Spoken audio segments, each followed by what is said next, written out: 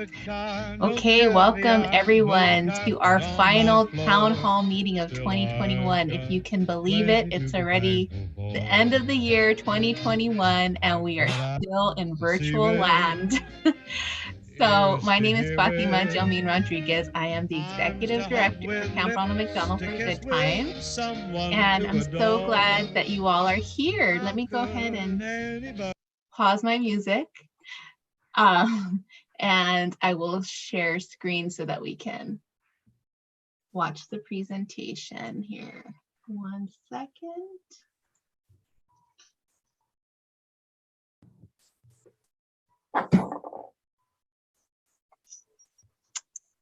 Okay.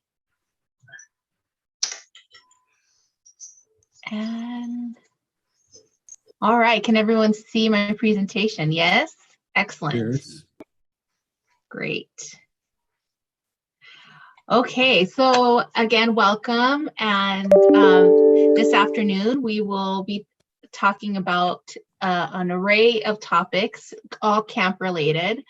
First, we're going to start with a camper highlight, the Harkeen family. Then we will go into a year in review by Chad Edwards, our program director, and then a campsite update by Brian Crater. And then finally, I will finish off by talking about our transition with me transitioning into the CEO position for Ronald McDonald House Charities of Southern California, and then bringing on a new camp ED.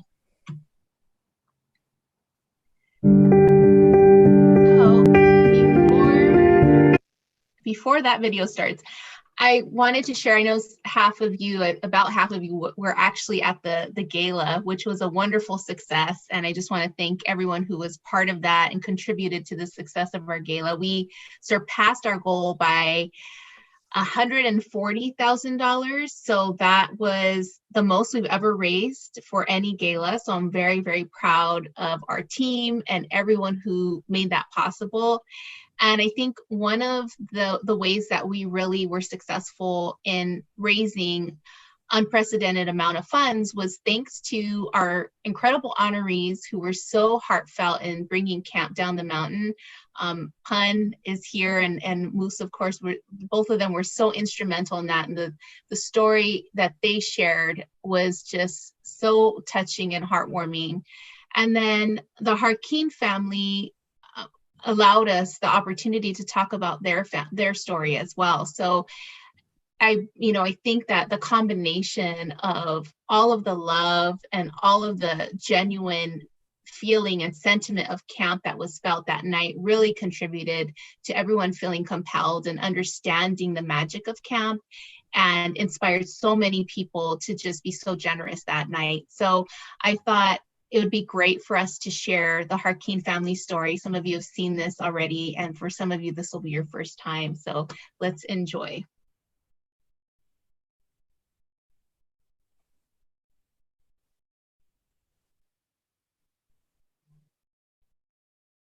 Hold on.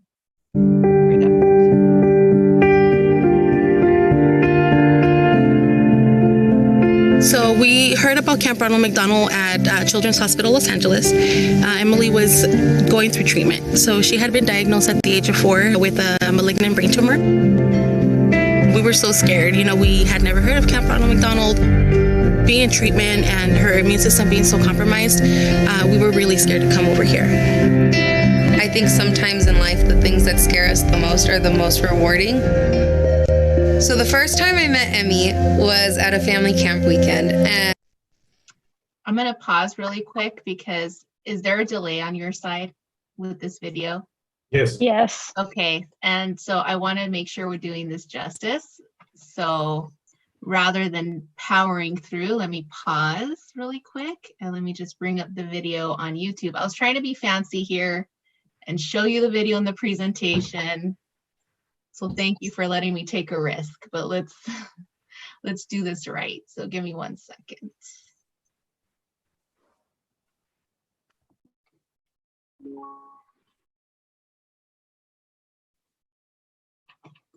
All right, let's try this again.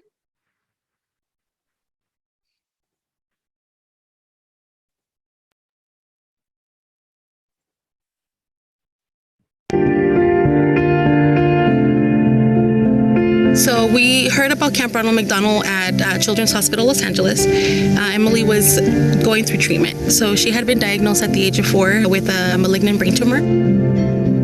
We were so scared. We had never heard of Camp Ronald McDonald. Being in treatment and her immune system being so compromised, we were really scared to come over here. I think sometimes in life, the things that scare us the most are the most rewarding. So the first time I met Emmy was at a family camp weekend, and she was just this ray of love and light, and I just wanted to be her friend. And I remember feeling lucky when I got assigned to be one of her counselors. I thought, yes, because there was just something about her from that first time I saw her. Emily's personality was just the best. I honestly couldn't have birthed a better child. She had a sense of peace within her that I still feel to this day. A lot of the times the kids, like Emily, her tumor came back 5 times, and just talking about that in front of her, I don't want to scare her, so I never did. And I feel like my grieving has been helped with her personality, because I wake up every morning thinking she would not want to see me like this. When Emily passed away, it was very difficult. It was very, very difficult. Emily spent a week in the hospital in a coma after her 5th brain surgery. She went in, never got out. She suffered a stroke. I was fairly new to camp. I hadn't even been here for a year. So to think that one of the first kids that I had ever connected with like that was going into surgery, into a brain surgery, and then went into a coma and then passed, I had no idea how to cope with it. It's been very difficult, but at the same time, I feel at peace with everything that happened, because me as her mother, I did everything humanly possible to save her. I just felt drawn to her. I had never felt that before, that I loved this child I just met. That's because everything here is so real. Everything at camp is genuine, and the relationships, the friendships that you build are instant. It was making those memories that now I hold so dear to my heart. Knowing just a glimpse of what she's been through, and then seeing how full of joy she was, it made me stop and reflect and think, wow, even on my worst day, I don't know what it feels like to be Emmy, but she's jumping with joy, so I need to be more like Emmy. I feel like it helped me coming back to bereavement camp without her, get all my emotions out and, leave all that here. And every time we come up here, it's the same. It brings back beautiful memories. And all these counselors that all they want to do is just, make the kids feel so special and, welcomed and loved. And she loved it. I would say 100% fishing was her favorite, especially when, those harder days come. It calmed her down. And the friendships she's made here are friendships we still have, and it's people who understand. To actually do things and meet their new foster siblings and just feel Emmy's presence here, it was a beautiful day.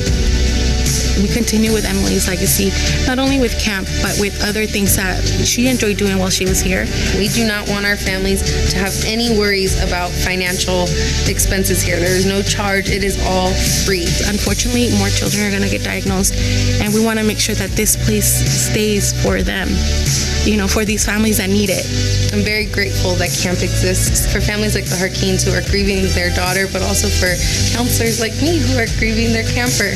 It was very full circle, and I just feel really, really lucky that I get to be a part of camp and that we were able to have them back up and that they choose to continue letting us be a part of their family, because they don't have to. It's an honor that we get to support them and love them and know them. So I'm just really grateful to the Harkins for letting us have that again today.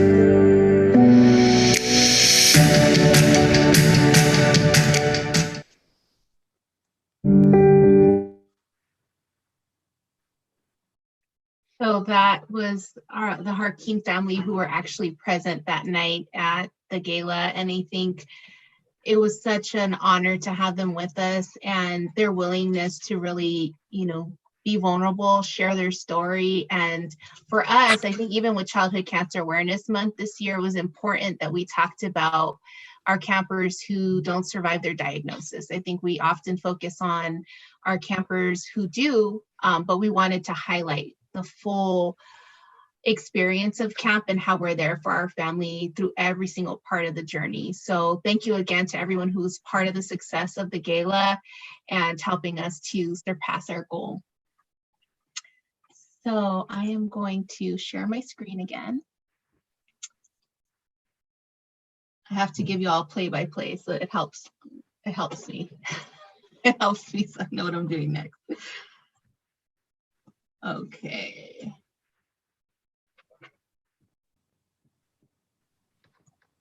All righty, here we go.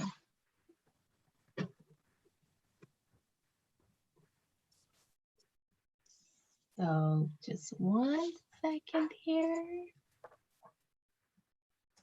All right, so next up, we have someone that we all know and love, Mr. Chad Edwards.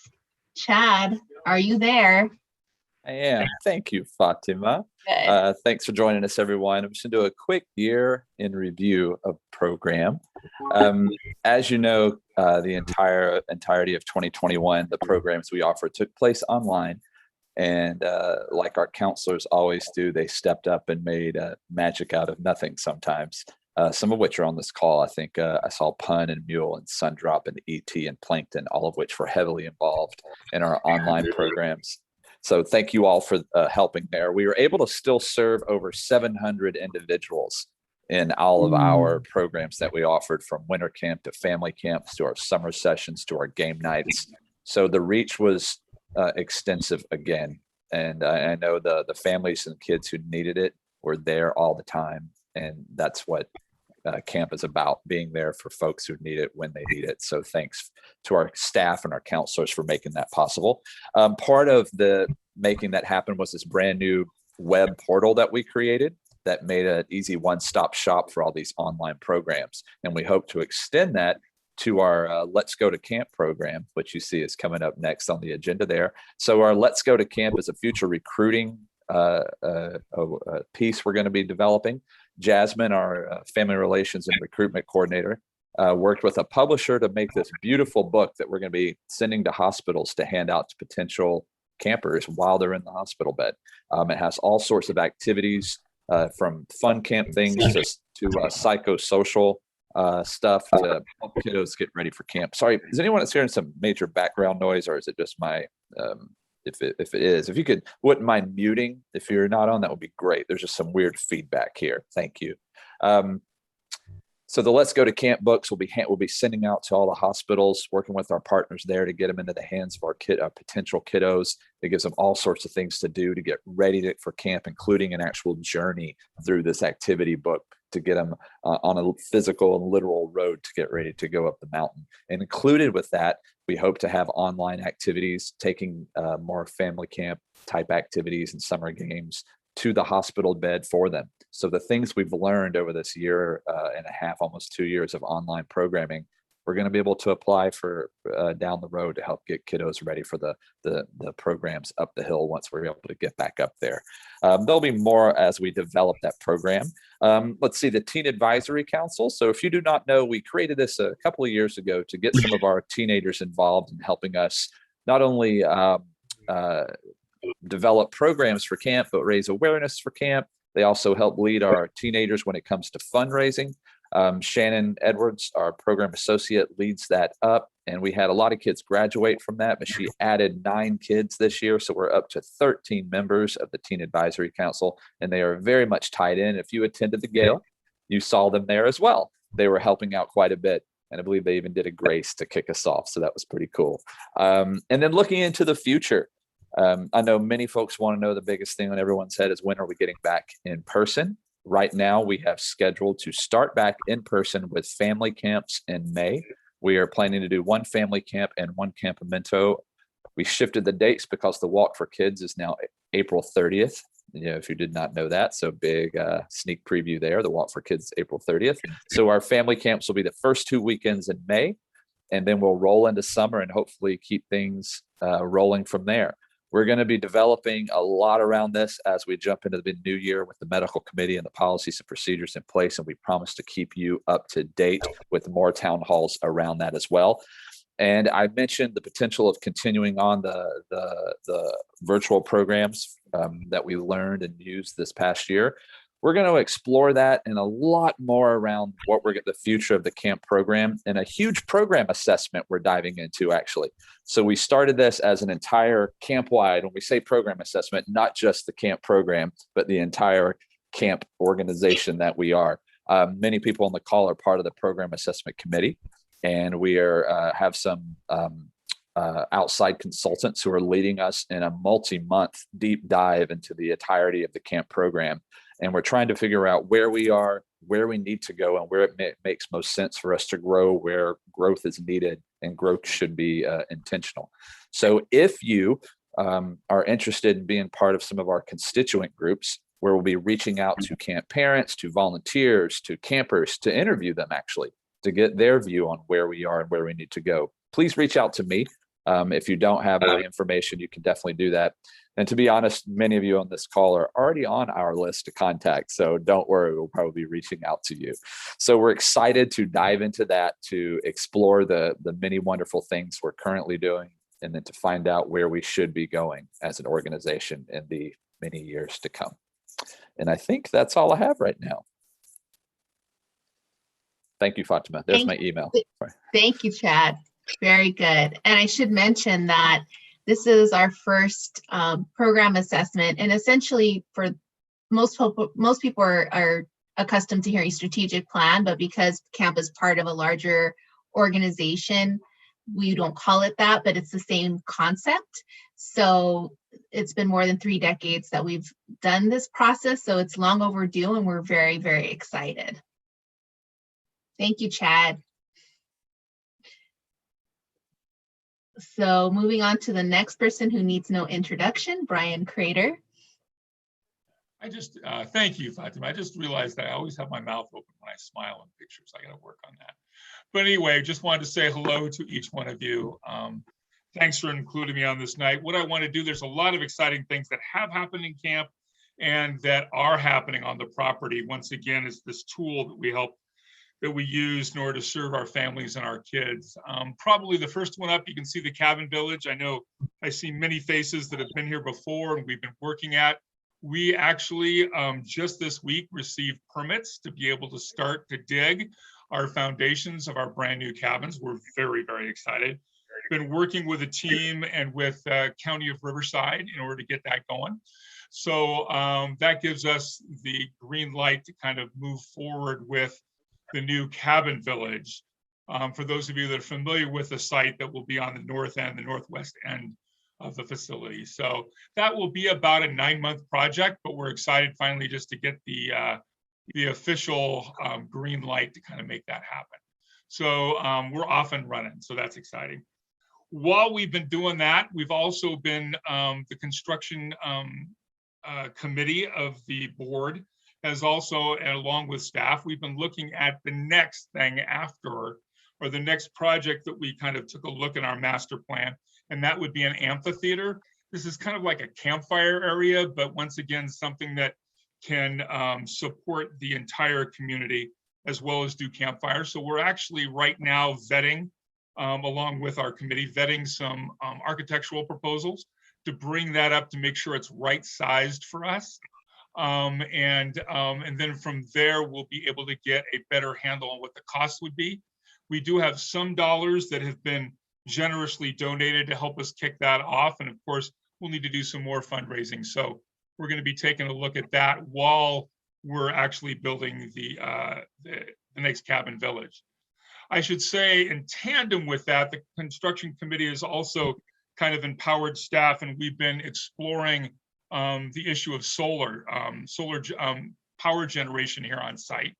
I'm excited to say that we've been working with our power company, which we're not a part of Southern California Edison, which is kind of the big server of Southern California, but we're in a small nonprofit cooperative called ANZA Cooperative out here, and they're very, very, very proactive. They're very anxious to work with us. We're talking to a couple companies. One of those is called Grid Alternatives, which is a nonprofit that has worked with ANZA Cooperative, once again, to see right size, what do we need at the facility in order to augment some of our ongoing costs of electricity, but also to supply us with backup, because we all know that there's power outages as our power companies are being responsible to make sure with regards to fires and those kind of things, there's a lot of shutdowns. And if that would occur, what do we need to make sure that we have the essential needs at camp so we can continue to operate if those would happen. So that's another project that's out there along with the amphitheater that we're continuing to look at. But just to also, if that wasn't enough, there's more. Oh yes, we actually this last year have been doing a number of renovation projects and taking advantage of kind of this time. And there's some exciting things that have happened, and I'm kind of looking at my list because there's a list here. So for those of you that have been to camp and have seen that, know that one of the favorite places for our campers is having our end of the session dance as well as our welcome ceremony, which happens under a big activity tent out in the middle of the meadow. And around that, we've had kind of a retaining wall that was in bad need of renovation. And we were able to, with the support of the Carey family, which is actually one of our camp families, and also with the University of Redlands, was able to remove that and completely redo that whole kind of a retaining wall around that dance tent and that activity tent area. So it'll be all ready when we get up and going. And we're looking forward for people to come in and to see that new and to see it all nice, clean and shiny. One of the other things we also did is with the vision of actually a couple of our nurses, Diane 3D Davis and Liz Spot Kessler, with their vision and with the support of Living Spaces, which many of you know of Living Spaces, which is one of our supporters, have actually gone through our healthcare center, our main med shed, and done some redesigns, some new furniture, kind of freshen some of that up. So that will be something our campers will walk into, as well as our dedicated healthcare volunteers to walk in, and hopefully it'll be a little more efficient as well as just a new look. And so that's been happening and will continue to happen. The other one that I wanted to share with everybody is that as a part of Ronald McDonald House Charities, we were recipient of a generous $1 million donation that went to the charity. And we actually received, the camp actually received about $150,000 to help us out with some deferred maintenance and with some needed kind of improvements. And so with those dollars, we're actually going to be re-roofing some cabins with metal roofing that will help with regards to our fire danger up here, our pool, our laundry, what's known as the Slater cabin, or as we call it, the program cabin, or cabin 7. I said that for Bill because I know he knows where the Slater house was up there. That will be done, as well as our wilderness. So those are all getting new roofs, which we're very excited because they were very much in need. In addition, with that grant, we've also decided to do some rehab to what's been known as our teepee village. We have kind of an outpost, a sleep out area that we've known as Teepee Village, and we've had canvas teepees that go up there. And to be very frank, the teepees are always something that we have to continually maintenance, and canvas always has to be replaced. And we were looking for what could be a more financially responsible, but still keep kind of a nice theme area where our campers can go out, sleep out under the stars, can also eat out under the stars and have some of that fellowship. And so with this grant, we've actually decided to retire our teepees and kind of create, we got metal kind of gabled ends, platforms, roofs that are going to go on our platforms, kind of where the teepees were, exactly where our teepees were. Bring some power out there for those campers that might need electrical support for any kind of treatments they need at night. And we're looking at kind of calling it the Outpost Village and theming it kind of more like an outpost. We've also retired the teepees also just because of some of the education we've got about our local community and being respectful of our indigenous population. They never use teepees. And so it's kind of like, okay, maybe we should just take a look at something new. So we're excited about this whole renovation of kind of the outpost site. And if that wasn't, we got one more, and that is actually cabin 20, which is one of our dorms. One of cabin 20 is in bad need of renovation. So we also, with this grant, we're going to be doing renovations both inside and outside, because it's actually 2 cabins, 12 beds and 12 beds with a shared shower and bath facility. and we're going to make that so it's a little bit more accommodating for the families that use this as well as the youth. And also, like I said, it was just one of those cabins that is very loved and very well used, but needs a little support. So that will be happening as well. Last but not least, we got a donor to actually do some painting and recarpeting of the front resident house, which we're turning into a welcome center eventually, which used to be the old caretaker's house many, many years ago, right at the beginning of camp, someplace where actually when people come into camp, there's a place they can come with an office space, with a registration space, that kind of thing, as close to the front of the property as we can. So like I said, there's been a lot of things happening up here at camp, and we're excited for when all of you can get up and to see these new changes as they develop. Lastly, because I know I'm short of time, I just also want to talk about our camp getaway program. Some of you may have heard in the past, and for those of you that haven't, let me share it with you, that we have kind of utilized the facility to provide some renewing and respite for many of our family. We couldn't have full camp sessions, but we knew that we could take a few cabins with safe distancing and provide that to either individuals and their families. And so we've actually had, supporters come up, donors. We've had camper families that have come up to do that, volunteers that have come up and do that. Also, staff from all of our Ronald McDonald houses and our family support services have also come up.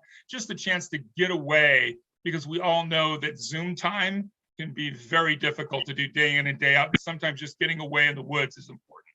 And this was a safe program that we could do where they could come up and just spend a night, spend a weekend or so. So we've done that, and actually taking a look over this last year, we've served over 100 different individuals, about 31 different families or groups that have come up either on weekends, a few during the week, just to get some of that renewed, relaxation and that renewed spirit. We've gotten great response from that. And we even have a few more that are still coming up for the end of the year. But I wanted to share with you that we're still meeting our mission of creating comfort and care and support, not only for our kids, but also for those that are our caregivers and are helping by our donors, supporters, our volunteers, and our staff. So I think that's about it, all that I have, Fatima. Thank you, Brian. There's obviously been a lot going on, even though we've been virtual up at the site. So thank you so much for all of your hard work, and to the whole site team for everything you've been doing.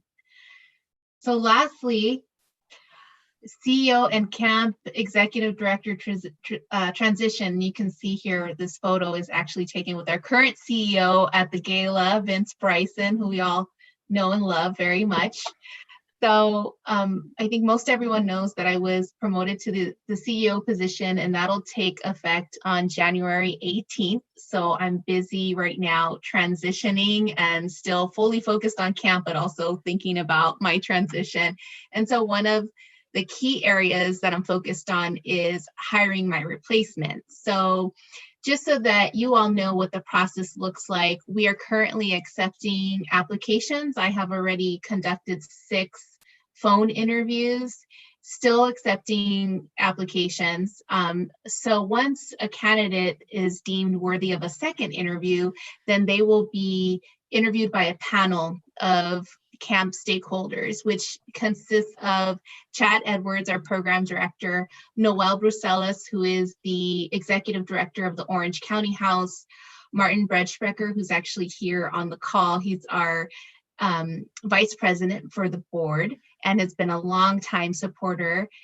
And then we also have, oh my gosh, Kathy Kelly, who's also a board member and camper parent, and then Scotty Cohen, who is a immediate past president of the board and has served as a volunteer camp counselor for more than 2 decades. So we have a very diverse perspective of folks on this search committee, and really excited about their perspective that they're going to bring to help us vet the candidates.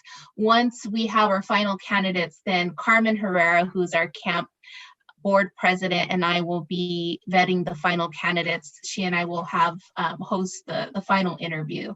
So that's the process. In terms of timing, I recently heard this saying that you should hire slow and fire fast. I don't know if anyone has heard that saying. So with that in mind, I definitely want to make sure that we're not rushing it. As much as I'd love to have someone in place by the time I transition, I want to make sure that we're picking the right person. So given the time with the holidays, it's a little tricky to like keep things moving along quickly, but for sure, I would say by February. But again, we'll just keep you all posted. I don't want to commit to a specific time. I want to just make sure we find the right person.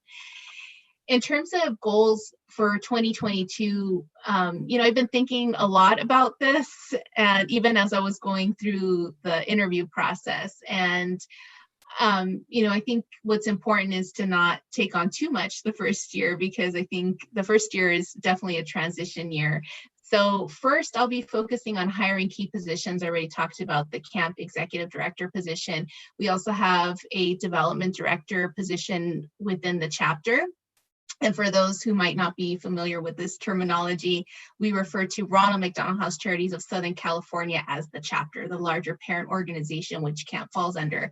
So we are looking to hire a development director and then also a marketing director for the chapter who will support camp and our 6 houses and our actually 7th house, which is going to be built very soon in West Los Angeles.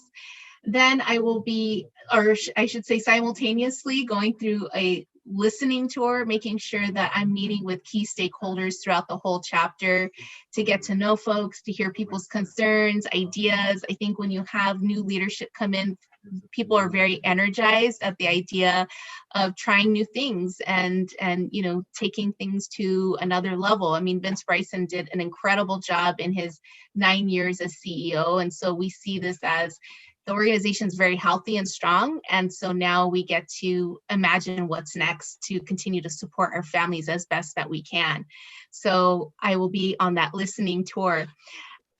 The other focus for me will be communication and transparency. And I think that was one of the things that was a priority for me as executive director for camp. These town hall meetings were born from that sentiment. And I envisioned doing the same sort of town hall style meetings on the chapter level.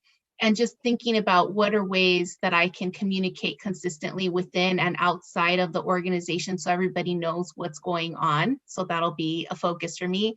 And then lastly, we do have a strategic plan that was just ratified by the chapter board that we that have 4 very specific pillars with lots of goals. And so I think we're going to be, as an organization, focused on how do we operationalize the strategic plan in year 1. So those will be my goals. There's a lot to do and I'm very excited. I'm thrilled. So I'm still going to be around. People are asking, does that mean you're leaving camp? I mean, it's bittersweet for sure, but I think the sweet part is that I'm still very much going to be part of camp. I mean, camp is still ultimately under my purview. And so I'm really excited to continue to be involved, and camp will always have my heart. So very, very excited about that. Lastly, I just want to welcome new board members. I think one of the things I'm most excited about as I transition is just how strong our board of trustees are.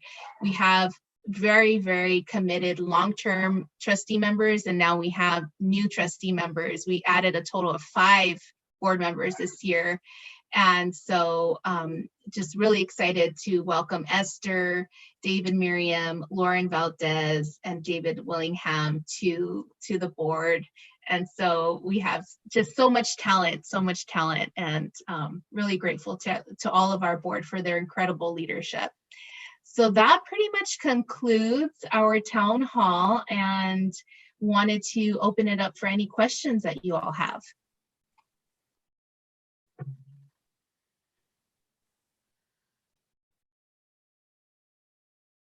And I see your, okay. Yes, okay. I made a whole bunch of notes, and thank you, Fatima. First of all, hello to everybody from Moose. She's also on a different Zoom in another room.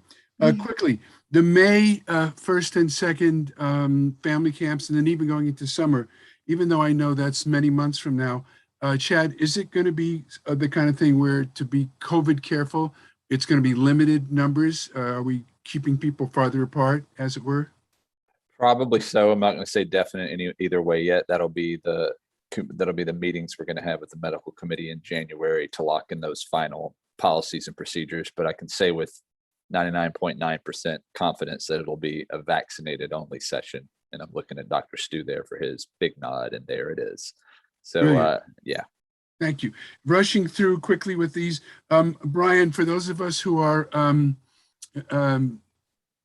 challenged, compass challenged, when you said Northwest, the vision I always have of where the second cabin village is where I would call Old Horses next to Wranglers. Is that correct? Good. That's correct. With your long history, that would be a correct description. All right. Well, I'm an old horse, so I know old horses. As well as I am. And along those lines, you probably have these plans already. Selfishly, if nobody else watched it, I'd love to watch the progress. So I'm only suggesting, if you haven't thought about this already, that as that progress happens, that on the website, if we could just keep track of what's going on, I think people would love to see, and it gets them all the more excited for camp. And one final thing. Oh, noted. Thank you. Thank you. One last thing on this amphitheater / campfire. At this point, are there plans to have that partially or somewhat covered, or is it totally open air? No, there's that's what we're kind of exploring what the options are. But yes, cover and shade is definitely a part of that. Yes. Brilliant. Thank you. Sorry to take so much time, but I got so much I want to know about camp. Thank you. Thank you. Yana. So I had a question about the summer camp, because we have some kids that are now turning 18 years old. Oof, hard for me to grasp this. And so are we going to have any sort of a session for those kids that obviously haven't gone for the last 2 years and are aging out or will have aged out before summer?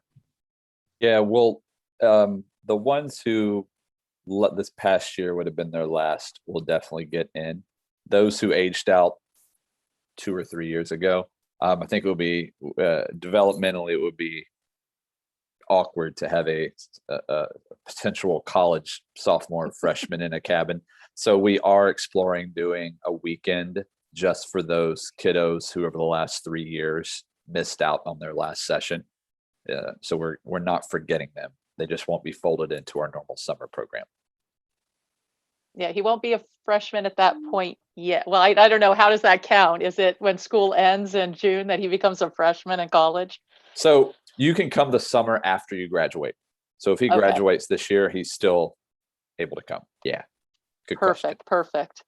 And then I just had one more thing for Brian and the team that's up there at camp. So we were able to take advantage, I think it was last year at this town hall that you mentioned, the ability for families to go up and use camp. And I totally jumped at it because we hadn't left the house in almost a year at that point. And we were quarantined with a second family who live in our apartment building who also have 2 boys. So we were able to bring them up there. And my kids were so thrilled to be able to show them a place that meant so much to them and they just talk about all the time.